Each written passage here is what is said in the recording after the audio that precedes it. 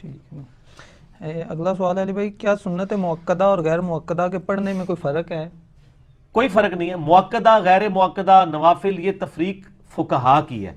قرآن و حدیث میں دو ہی ٹرم ہے، فرض عبادت اور نفلی عبادت. جو آپ نے ہمیشہ نفلی عبادت کی ہے اسے سنت مؤکدہ کہتے ہیں، تاکید کی گئی. وہ بخاری مسلم میں ہے، 4 ظہر سے پہلے، 2 ظہر کے بعد، 2 مغرب کے بعد، 2 عشاء کے بعد، 12. اور مسلم میں الفاظ ہیں کہ جو یہ 12 رکھتے پڑے گا اللہ تعالیٰ جنت میں اس کے لیے محل بنائے گا. یہ بخاری میں بھی ہے اور مسلم میں تو آگے الفاظ ہیں. وہ تبا تابی کہتے ہیں جب سے میں نے تابی سے سنا میں نے 12 رکھتے نہیں چھوڑی. تابی کہتا ہے جب سے میں نے ام حبیبہ حضور کی بیوی سے سنا میں نے کبھی یہ رکھتے نہیں چھوڑی ہیں. تو یہ ہوگی موقدہ. اور غیر موقدہ جو ہے وہ ظہر کے 2 سنتوں کے بعد والی 2 رکھتے ہیں، عصر سے پہلے 4، عشاء سے پہلے تو جتنی مرضی پڑھیں، مغرب سے عشاء کے درمیان ثابت ہے. جمعے والے دن بھی آپ جتنی مرضی پڑھیں، بخاری مسلم میں ثابت ہے. کوئی فرق نہیں ہے. حنفیوں نے وہ فرق بنایا ہوا ہے کہ جی وہ تیسری پھر سبحانک اللہ سے شروع کرنی ہے. عام سنتوں کی طرح آپ پڑھیں. درمیان والا تشہد فرض میں بھی اور سنتوں میں بھی پورا بھی پڑھ سکتے ہیں، عبدو و رسولو تک بھی پڑھ سکتے ہیں. اسی طریقے سے فرض کی تیسری اور چوتھی رکعت میں سورت ملا بھی سکتے ہیں، بخاری مسلم میں ثابت ہے، چھوڑ بھی سکتے ہیں. اور یہی حال سنتوں کا بھی ہے. سنتوں کی بھی تیسری اور چوتھی رکعت میں اگر کوئی سورت ملانا چھوڑ دیتا ہے، صرف فاتحہ پڑھ لیتا ہے تو سنت تو ہو جائے گی اس کی، کیونکہ فاتحہ کے بغیر نماز نہیں ہوتی. لیکن بہتر یہ ہے کہ وہ سنت موقدہ ہوں، غیر موقدہ ہوں، اسی طریقے سے پڑھے کہ ہر رکعت کی میں سورہ فاتحہ کے بعد سورت بھی ملائے اور تشہد عبدو رسولو تک تو کم از کم پڑھے، اور پورا پڑھ لے تو زیادہ ثواب ہے. ٹھیک ہوگا دونوں طرح سے. یہ نہیں ہے کہ عبدو رسول کے بعد روشی پڑھ لے تو سجدہ صاحب واجب ہو جائے گا. یہ کہانی سنی نہیں ہے نا آپ نے؟ سجدہ صاحب پہ میرا مسئلہ 92 دیکھیں. اچھا اس کہانی میں رنگ کیسے بنے انہوں نے؟ اے لطیفہ عرض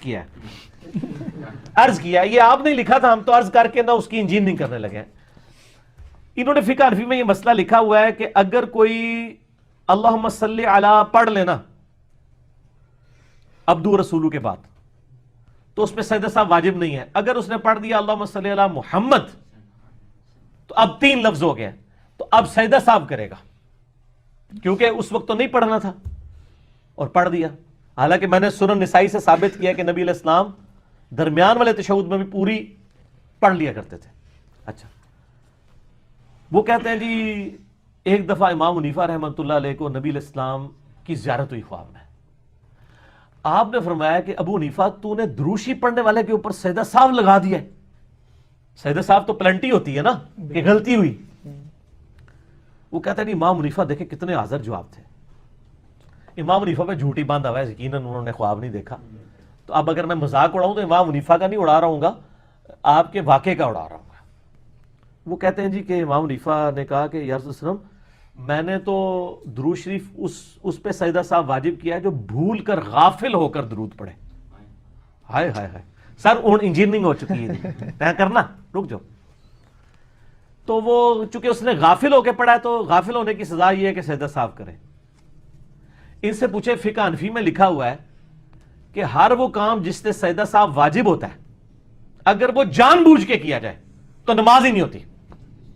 اس کا مطلب ہے کہ کوئی غافل ہو کے دروشی پڑھ لے وہ تو سجدہ صاحب کرے گا، اور جو جان بوجھ کے پڑھے اس کی نماز ہی نہیں ہوگی. نماز ہی. تو نبی علیہ السلام نے آگے سے نہیں پوچھا کہ ابو حنیفہ اگر کوئی محبت سے دروشی پڑھ لے تو اس پہ بھی سجدہ صاحب ہے؟ تو پھر امام حنیفہ فرماتے ہیں اس دی تو نماز ہی نہیں ہوتی. پھر پتہ لگتا ہے خواب انجینئرنگ ہو گئی ہے. انہوں نے نا بیان کریو، سمجھ آ گئی میری بات کی؟ فقہ حنفی کا یہ پیٹ مسئلہ ہے کہ ہر وہ کام جس سے سجدہ صاحب واجب ہو جائے وہ تو ہوتا ہے بھولنے کے اوپر.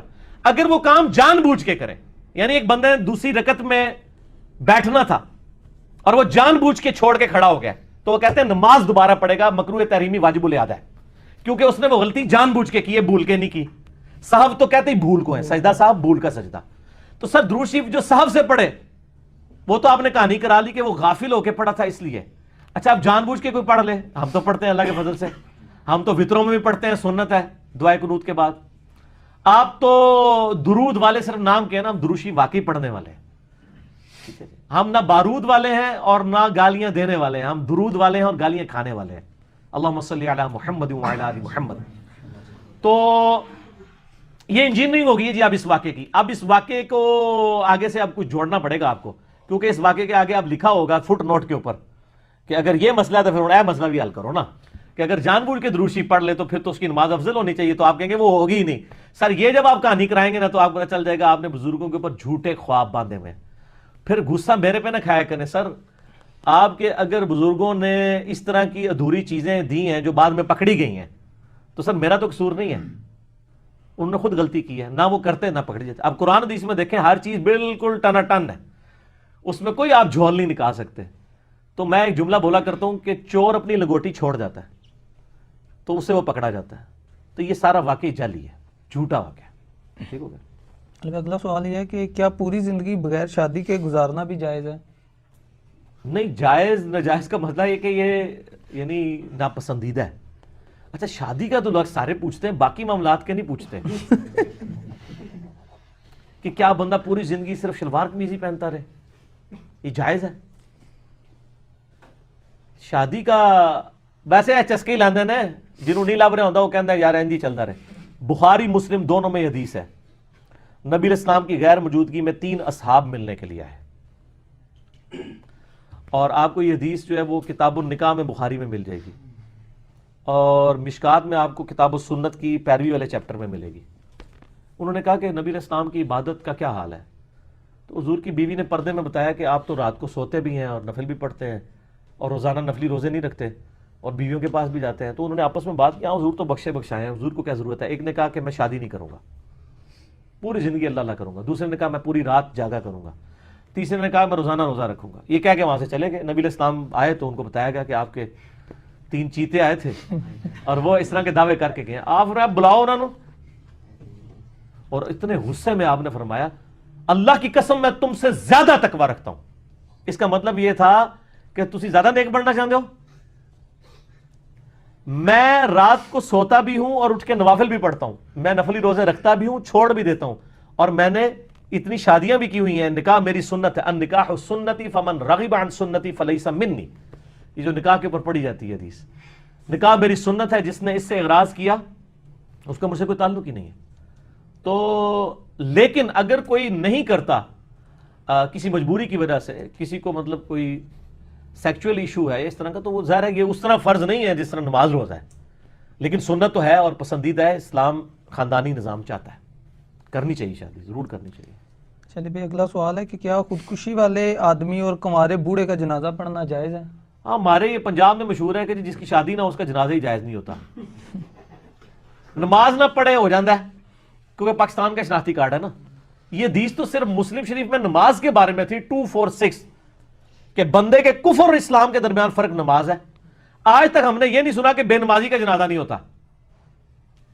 کہتے ہیں ویاہ نہ ہوا ہوتا، یہ کسی زمانے جنہوں نے منڈے ویاہ نہیں سن کرتے نا، انہوں نے کہانیاں کران لوریاں دیتیاں گئی نے. اس کا دین سے تو کوئی تعلق ہی نہیں ہے. ٹھیک ہو گیا. تو بے نمازی کا بھی ہو جاتا ہے لیکن نیک لوگ نہ پڑھیں. اور مسلم شریف میں حدیث ہے کہ خودکشی والے کا جنازہ لایا گیا، آپ علیہ السلام نے نہیں پڑھا، بلکہ مسلم شریف میں یہاں تک ہے مکروز کا جنازہ لایا گیا، فرمایا میں نہیں پڑھوں گا، تمہیں منع نہیں کرتا ہوں. حتیٰ کہ ایک بندے نے قرض اتارنے کی ذمہ داری لی تو پھر آپ نے جنازہ پڑھایا. خودکشی والے کا جنازہ جو ریلیجس پرسنالٹیز ہیں ان کو نہیں پڑھنا چاہیے، چند ایک لوگ پڑھ کے نا دفنا دیں. اور یہاں یہ ہوتا ہے کہ کسی جوان بندے نے کسی عشق مشوقی میں خودکشی کر لی ہو، سب سے زیادہ بڑا جنازہ اس کا ہوتا ہے. حالانکہ خودکشی والے کو صرف 2-3 بندے پڑھ کے دب دو، ہے مسلمان ہے، اللہ نے چاہا تو بخشا بھی جائے گا.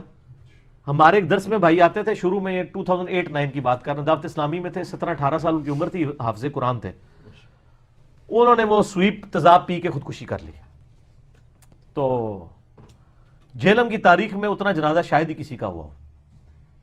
اب میرے وہ درس میں بھی آتا تھا اور ماشاءاللہ یعنی وہ قریب تھا کہ وہ ریورٹ ہو جاتا، شاید دل میں ہو بھی چکا ہو، ایک پبلک پریشر بھی ہوتا ہے، لیکن میں اس کے جنازے میں شامل نہیں ہوا تھا. صرف اس لیے کہ جو بندہ ایک ریلیجس پرسنالٹی اس حوالے سے کہ وہ ڈومیننٹ ہے، لوگوں کو دعوت کا کام کرتا ہے، اس بندے کو ایسے بندے کے جنازے میں دیکھنا تو پھر لوگوں کو تو ایک اپریسیشن ملے گی نا کہ ایسے لوگوں کے جنازے یعنی جو دینی لوگ بھی پڑھتے ہیں آ کے.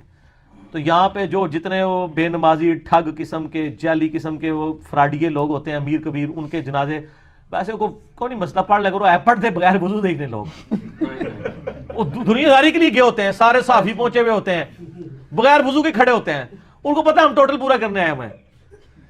مجھے خود ایک 22ویں گریڈ کے آفیسر، میرے بڑے وہ قریبی دوست ہیں، سینئر ہیں، وہ ریٹائر ہوئے پہ ان کے 70 سال عمر ہو چکی، وہ کہتے ہیں ضیاء الحق کے زمانے میں، کہتے ہیں میں ان کے ساتھ تھا، تو ایک دفعہ پنڈی وہ کہتے ہیں لیاقت باغ کے پاس کسی جگہ انہوں نے آنا تھا، تو میری ڈیوٹی یہ تھی کہ میں نے ان کے لیے وضو کا پانی ارینج کرنا تھا، کیونکہ نمازی بڑا پکا تھا ضیاء الحق، اس کی ساری کمزوریاں، لیکن فوج میں اس نے جس طریقے سے اسلام کو داخل کیا ہے مسجدوں میں اور ایک کلچرل، یہ اس کو بہت بڑا کریڈٹ جاتا ہے. تو کہتا میں نے سردیاں تھی تو پانی وغیرہ گرم کر کے لوٹا رکھا ہوا تھا، تو کہتے ہیں میں نے کہا سر وضو، ان کا بیٹا میں تو مجھے پتا تھا عصر کی نماز کا وقت ہے تو میں تو گھر سے وضو کر کے آیا ہوں. تو کہتا ہے وہ جنرل صاحب جب نماز کے لیے کھڑے ہوئے تو کہتے ہیں باقی لوگوں نے وضو کیے بغیر ہی پیچھے کھڑے ہو کے جا تو یہ جو جنازے پڑھ بھی رہے ہوتے ہیں نا، یہ زیادہ تر بغیر وضو کے کھڑے ہوتے ہیں، ان کا پڑھا نہ پڑھا برابر ہی ہے. ٹھیک ہو گیا. آخری سوال ہے آج کا، اگر امام ابو حنیفہ رحمۃ اللہ علیہ سے کوئی کتاب ثابت نہیں تو اتنی بڑی فقہ کیسے وجود میں آ گئی؟ اماموں کی تقلید کے حوالے سے کوئی اسپیشل لیکچر ہو تو وہ بھی بتا دیں. چلو مہربانی ہے، لیکچر ہی لے لو. مسئلہ نمبر 197 ہے میرا جی، 4 اماموں کی تقلید کا مسئلہ. اماموں کے نام کے اوپر یعنی ان کی علمی خدمات ہیں، انہوں نے میں نے کئی چیزیں ڈیوائز کی ہیں. ضروری نہیں ہوتا کہ کوئی کتاب لکھے گا تو اس کی فقہ آگے چلے گی. ہمیں کتاب والا مسئلہ تو ہم اس لیے کہتے ہیں کہ جب آپ ان کی طرف غلط بات منسوب کرتے ہیں تو ہم کہتے ہیں بتائیں انہوں نے کہاں لکھی ہے. یہ نہیں ہے کہ وہ بالکل ہی، ان کے شاگرد تھے امام محمد، امام ابو یوسف، ان لوگوں نے کتابیں لکھی ہیں، ٹرانسفر کی ہیں. ایون تقریباً 60% مسائل میں صاحبین نے، امام ابو یوسف اور امام محمد نے ان سے اختلاف بھی کیا، تو فقہ اس طریقے سے ان کی چلی ہے. تبھی تو کتاب الرد علی ابی حنیفہ چیپٹر ہے مصنف ابن ابی شیبہ کا. ابو حنیفہ کے وہ مسئلے جو قرآن و سنت کے خلاف ہیں، اس زمانے میں ان کے خلاف چیپٹر لکھ دیا گیا ہے. ابن ابی شیبہ جو ہیں بخاری مسلم کے استاد ہیں، مسلم شریف میں 1500 حدیثیں امام ابن ابی شیبہ سے ہیں، اور اس کا میں نے چیپٹر کا پورا تعارف کرایا ہوا ہے، اور ریسرچ پیپر نمبر 17 ہے ہماری ویب سائٹ پہ، آپ ڈاؤن لوڈ کریں کہ امام حنیفہ کے کون سے مسائل قرآن و سنت کے خلاف تھے. وہ پری میچور فقہ تھی، حدیثوں کے بغیر تابعین کے اقوال پہ بن گئی. بعد میں جب صحیح احادیث سامنے آئی لوگوں کے سامنے، جب کمپائل ہو کے، تو شافعی رحمہ اللہ تعالیٰ کی جو فقہ ہے وہ قرآن و سنت کے قریب ہے. باقی مسئلہ 197 ہی دیکھ لیں، زیادہ یعنی اس پہ بات کرنے کی ضرورت نہیں ہے. میں آلریڈی ایک بڑا مینیجبل فارم میں لیکچر ہے، یہ میری زندگی کے بہترین لیکچرز میں سے ہے، جس میں نے ایچ ڈی کیمرے میں کئی ایک مثالیں دکھائی ہیں. 1.5-2 گھنٹے کا لیکچر ہے. 197 مسئلہ لکھیں، یوٹیوب پہ وہ لیکچر کھل جائے گا. ٹھیک ہے جی، جزاک اللہ خیر. اللہ تعالیٰ سے دعا ہے جو حق بات میں نے کہی اللہ تعالیٰ ہمارے دلوں میں راسخ فرمائے. اگر جذبات میں میرے منہ سے کوئی غلط بات نکل گئی، اللہ تعالیٰ ہمارے دلوں سے معاف کر دے. ہمیں کتاب و سنت کی تعلیمات پر عمل کر کے دوسرے بھائیوں تک پہنچانے کی توفیق عطا فرمائے. سبحانک اللہم و بحمدک، اشہد ان لا الہ الا انت، استغفرک و اتوب الیک، وما علینا الا البلاغ المبین. جزاکم اللہ خیرا.